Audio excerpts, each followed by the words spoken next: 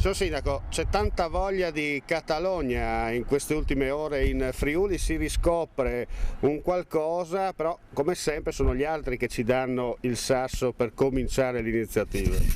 Indubbiamente soffia in Europa un vento a favore della sovranità che viene restituita al popolo, e questo è uno stimolo naturalmente per insistere verso dei progetti che sono diretti a costituire un modello organizzativo diverso, cioè più efficiente, più efficace e meno costoso, e nel contempo anche dare un'opportunità di sviluppo economico alla nostra terra. Questi sono gli obiettivi del Comitato Tutti per il Friuli, che abbiamo costituito ancora il 30 di maggio qui a Rivignano, e che si propone appunto di trapiantare anche qui in Friuli Venezia Giulia il modello Alto Atesino, e quindi trasformare questa regione carrozzone che sperpera fiume di denaro. L'ultima brutta trovata è quella delle mini province, costosissimi e inutili nuovi enti, mini province ma maxi spese. Ecco, trasformare questa regione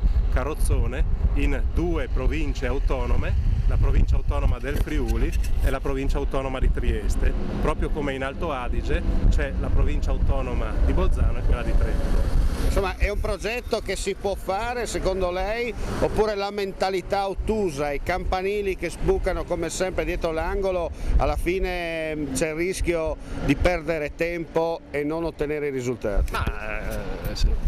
La possibilità c'è. Stiamo vivendo un periodo di grande trasformazione, per cui non sappiamo cosa ci porterà il domani.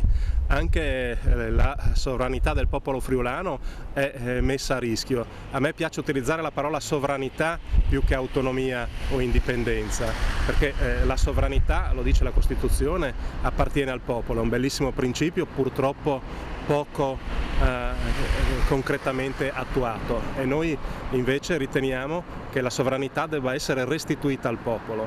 Il popolo la può esercitare se le decisioni vengono riportate verso il popolo, e quindi più in basso possibile.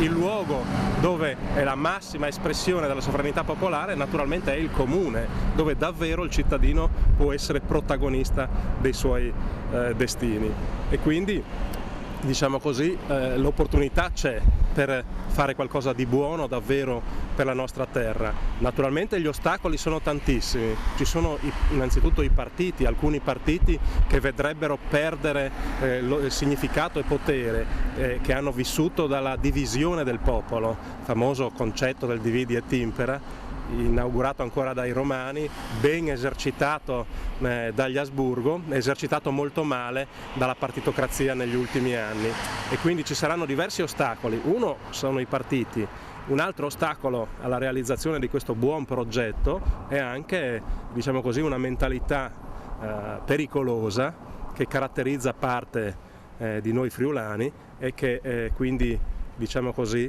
rischia di frantumare e di dividere le energie, impedendo così di raggiungere un risultato. La grande novità starebbe nel riuscire a non dividerci. I partiti, il termine stesso partito vuol dire partizione e divisione, vogliono dividere il popolo. Se il popolo friulano per una volta riesce ad unirsi verso un obiettivo che è il proprio interesse, allora ci sarà davvero un grande risultato.